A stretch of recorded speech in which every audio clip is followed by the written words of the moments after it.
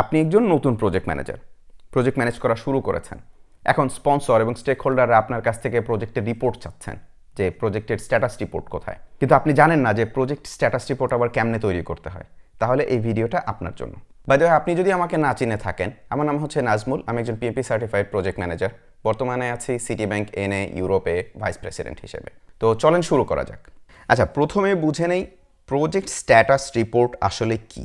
Project status report হচ্ছে এমন একটা ম্যাটেরিয়াল যেটার মাধ্যমে আপনি আপনার স্পন্সর বা স্টেক হোল্ডার্সদেরকে আপডেটেড রাখেন প্রজেক্টের বর্তমান অবস্থা সম্পর্কে।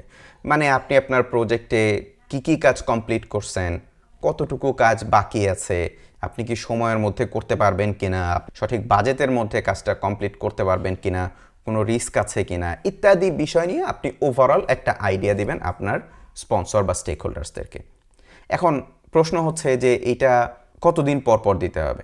এটা বিভিন্ন ফ্রিকোয়েন্সি আসলে হইতে পারে, depending on your project sponsor. এটা উইকলি হইতে পারে, মান্থলি হইতে পারে, অনেক ক্ষেত্রে কোয়ার্টারলিও হইতে পারে। তো চলেন আমরা দেখি যে একটা প্রজেক্ট স্ট্যাটাস রিপোর্টে অ্যাকচুয়ালি কি রাখতে হয়। আমরা একটা স্লাইডের মাধ্যমে দেখাবো যে একটা প্রজেক্ট স্ট্যাটাস রিপোর্টে কি থাকে। দেখেন, এই স্লাইডটা আমি তৈরি করেছি আপনাদের জন্য। সবার উপরে আপনি বেসিক একটা টেবিল দিবেন, যেখানে প্রথমে আপনি ডেট লিখবেন যেন বোঝা যায় যে এই রিপোর্টটা আসলে কবে। তো ধরেন আমি আজকে ডেট দিচ্ছি 29 সেপ্টেম্বর 2025। দ্বিতীয়ত হচ্ছে প্রজেক্ট নেম। এখানে আপনি প্রজেক্টের যে আইডি থাকতে পারে সেই আইডিটা দিবেন, প্লাস আপনি প্রজেক্টের নেমটা দিবেন। লাইক এক্ষেত্রে the park side professional plaza project, like আপনি একটা প্লাজা তৈরি করতেছেন অফিস বিল্ডিং হিসেবে। তারপরে আপনি কি দিবেন, প্রজেক্টের যে স্পন্সর তার নাম দিবেন, যিনি টাকা দিচ্ছেন। তারপরে আপনি প্রজেক্ট ম্যানেজারের নাম দিবেন, মানে আপনার নাম। ফাইনালি হচ্ছে র্যাগ স্ট্যাটাস।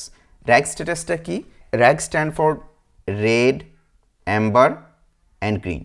রেড মানে হলো আপনার প্রজেক্টে মেজর ইস্যু আছে এবং আপনি সঠিক সময়ের মধ্যে এবং সঠিক বাজেটের মধ্যে প্রজেক্ট আসলে কমপ্লিট করতে পারতেছেন না। অ্যাম্বার হচ্ছে কিছুটা রিস্ক আছে, আর গ্রিন হচ্ছে আপনি অন ট্র্যাক, মানে আপনি আপনার প্রজেক্টটা সঠিক সময় এবং বাজেটের মধ্যে ডেলিভারি করতে পারবেন। সো আমরা দিলাম যে এই প্রজেক্টের ক্ষেত্রে আমাদের স্ট্যাটাস কি, গ্রিন। তারপর আপনি কি দিবেন, প্রজেক্টের অবজেক্টিভ, মানে হচ্ছে এই প্রজেক্টে আপনি কি ডেলিভার করতে চাচ্ছেন, আপনার প্রজেক্টের অবজেক্টটা কি। অবজেক্টটা হচ্ছে constructed 2-story building at 101 main street by December 2025, sorry let's put it 2026। এটা হচ্ছে আপনার প্রজেক্টের অবজেক্টিভ। এরপরে আপনি আসবেন হচ্ছে স্ট্যাটাস। এখানে হচ্ছে কি আপনি সামারি স্ট্যাটাসটা দিবেন। সামারিতে আমরা কি বলতেছি দেখেন, বেসিক কিছু জিনিস। Overall project progress is at 30%, মানে হচ্ছে আপনার ওভারঅল প্রজেক্টের 30% আপনি কমপ্লিট করছেন। র্যাগ ইজ গ্রিন, আপনি বলে দিচ্ছেন যে আপনি অন ট্র্যাকে আছেন। তারপরে কি বলতেছেন, aligning with our planned schedule, মানে হচ্ছে আমাদের যেই শিডিউল ছিল সেই অনুসারে আমরা সঠিক সময়ে সঠিক জায়গায় আছি। এই উইকে আপনার অ্যাকমপ্লিশমেন্টটা কি, যে we successfully completed the foundation phase, মানে হচ্ছে আপনি আপনার বিল্ডিংয়ের ফাউন্ডেশন ফেজটা কমপ্লিট করছেন, যেটা আপনার একটা ক্রিটিক্যাল মাইলস্টোন ছিল। তারপর কি, project now transition two structural framing and above ground construction. এরপরে কি আপনি ফ্রেমিং অ্যান্ড অ্যাবোভ গ্রাউন্ড কনস্ট্রাকশনটা করতেছেন। এই যে স্ট্যাটাসটা, এটার মাধ্যমে এই জিনিসটা যদি একজন স্পন্সর পড়েন, তাহলে উনি ক্লিয়ারলি বুঝে যাবেন যে এই মুহূর্তে প্রজেক্টটা কোন অবস্থায় আছে। তারপর আপনি আসেন যে মাইলস্টোন প্রোগ্রেস নিয়ে আপনি একটা ভিজুয়াল করে দিতে পারেন। এটা আমি আপনাদের জন্য করেছি, যে আপনি ধরেন এইখান থেকে প্রজেক্টটা শুরু হয়েছিল, হ্যাঁ, লেটস সে আপনি প্রজেক্টটা শুরু করছেন জানুয়ারি 2025, হ্যাঁ। এখন আজকে হচ্ছে কি এই ডেট 29 সেপ্টেম্বর 2025, 29 সেপ্টেম্বর 2025। আজকে আপনার স্ট্যাটাস কি, আপনি ফাউন্ডেশন কমপ্লিট করছেন। এরপরে আপনার হচ্ছে যে নেক্সট স্টেপ হচ্ছে আপনি বিল্ডিংয়ের শেল কমপ্লিট করবেন, finally interior fit out complete করবেন। তো আপনি এইটুকু কমপ্লিট করছেন, এর জন্য এখানে আপনি গ্রিন দিছেন। তারপরে বাকি কাজ আপনার এখনও শুরু হয় নাই। এই এক একটা স্টার দিয়ে আমরা বোঝাচ্ছি এক একটা মাইলস্টোন।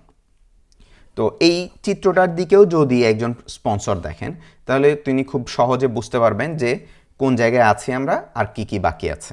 তারপরে আসেন, আপনি দেখাবেন যে কি ডেলিভারেবল আপনি কমপ্লিট করেছেন এবং সামনে কি কাজ বাকি আছে। তাহলে কমপ্লিটেড ডেলিভারি এখানে আমাদের কি করছি, যে যেমন geotechnical report and site survey, এটা কমপ্লিট করা হয়েছে এবং স্ট্রাকচারাল ফাউন্ডেশনটা কি কমপ্লিট করা হয়ে গেছে। সামনে আমরা কি নিয়ে কাজ করব, structural still frame and building envelope and weather proofing. এই কাজগুলো আমার নেক্সট কাজ। এটা কেন দিতে হবে? যেন আপনার স্পন্সর বুঝেন যে নেক্সটে প্রজেক্ট টিম কোন বিষয় নিয়ে কাজ করবে। আচ্ছা, এরপরে আপনি আসেন আপনার বাজেট নিয়ে কথা বলবেন। টোটাল বাজেটটা আপনার ফাইন্যান্স নিয়ে আর কি। টোটাল বাজেট ছিল কত টাকা? 20 কোটি টাকা বাজেট ছিল। আপনি বর্তমানে ফাউন্ডেশন কমপ্লিট করতে ধরেন আপনি 5 কোটি টাকা ব্যয় করছেন। তাহলে বাকিটা আপনি প্রত্যেকটা সময় ফরকাস্ট করতে থাকবেন যে এই যে প্রথমে যে 20 কোটি টাকা ছিল, এখনও কি আসলে মনে হচ্ছে 20 কোটি টাকা দিয়ে কাজটা হবে, নাকি আরও বেশি লাগবে, নাকি আরও কম লাগবে? সো আপনি বলতেছেন না, আমার কারেন্ট ফরকাস্ট স্টিল সেম আছে যে আপনি 20 কোটি টাকা দিয়ে কাজ শেষ করতে পারবেন। এবং ফাইনালি আপনি আপনার একটা ভেরিয়েন্স দিবেন যে আসলে যে কারেন্ট ফরকাস্টটা এটার সাথে ভেরিয়েন্সটা কতটুকু। যেহেতু এক্ষেত্রে সেম, সুতরাং আমরা 0.00 দিছি। যদি ধরেন এটা বর্তমান ফরকাস্টিং যদি এসে ধরেন 21 কোটি থাকতো, হ্যাঁ, তাহলে আপনার ভেরিয়েন্স কি হয়তো? আপনার 1 কোটি টাকা অতিরিক্ত লাগবে আপনার, হ্যাঁ। তার মানে কি, আপনার ইনিশিয়াল যে বাজেটটা ছিল সেই বাজেটের মধ্যে আপনি প্রজেক্টটা কমপ্লিট করতে পারবেন না। এটা আপনার স্পন্সর এবং স্টেক হোল্ডারদেরকে একটা মেসেজ দিবে যে প্রজেক্টের বাজেট এন্ড রিস্ক। আচ্ছা, সো ফাইন্যান্স নিয়ে আপনি ডিটেলস বললেন, বলার পরে আপনি এবার বলবেন যে এর কোনো রিস্ক আছে কিনা। আপনার স্পন্সর জানতে চাইবেন যে আপনি যে প্রজেক্টটা সামনের দিকে আগাবেন আপনার কোনো ধরনের রিস্ক আছে কিনা, বা তার দিক থেকে কোনো ধরনের হেল্প লাগবে কিনা। যেমন একটা রিস্ক আমরা বলতে পারি যে যদি আপনার স্টিল ডেলিভারিটা লেট হয় তাহলে আপনার কি কাজ স্টপ হয়ে যাবে বা কাজ ডিলে হবে। আপনি এইটুকু বলেই শেষ না, আপনি আপনার স্পন্সর বা স্টেক হোল্ডারদেরকে বলছেন যে রিস্ক কী, তো আপনি সেটা মিটিগেট করার জন্য, সেই রিস্কটা ট্যাকেল দেওয়ার জন্য আপনি কি স্টেপ নিছেন বা আপনার স্ট্র্যাটেজিটা কি সেটাও আপনাকে বলতে হবে। এটাকে আমরা বলবো হচ্ছে মিটিগেশন স্ট্র্যাটেজি। তাহলে কিভাবে এই যে ডেলিভারি ডিলেটা মিটিগেট করা যায়? তাহলে আমাদেরকে অর্ডার দিতে হবে আর্লি এবং একটা ব্যাকআপ সাপ্লায়ার রাখতে হবে, যেন যে কোম্পানিতে অর্ডার দিচ্ছেন তারা যদি ডেলিভার নাও দিতে পারে তাহলে ব্যাকআপ সাপ্লায়ারের কাছ থেকে যেন আপনি নিতে পারেন। এবং finally check it on every week. যাদের কাছে অর্ডার করছেন তাদেরকে আপনি রেগুলারলি চেক ইন করতে থাকবেন যে তারা সঠিক সময়ে আসলে ডেলিভারিটা দিতে পারবে কিনা।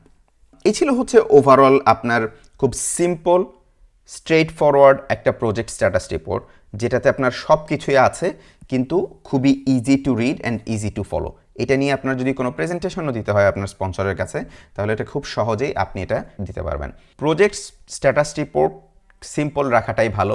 এটাকে আজাইরা অসংখ্য ইনফরমেশন দিয়ে কমপ্লিকেটেড করার কোনো মানে নাই। আপনার স্পন্সরের এত সময় নাই, কারণ তার অনেক প্রজেক্ট আছে, তার অনেক কাজ আছে, সবগুলি প্রজেক্টের লম্বা লম্বা রিপোর্ট পড়ার সময় তার নাই। তিনি আসলে সবচেয়ে গুরুত্বপূর্ণ তথ্যগুলি দেখতে চান। এটা আপনি একটা স্লাইডের মধ্যে ডেলিভার করে দিলে বেস্ট।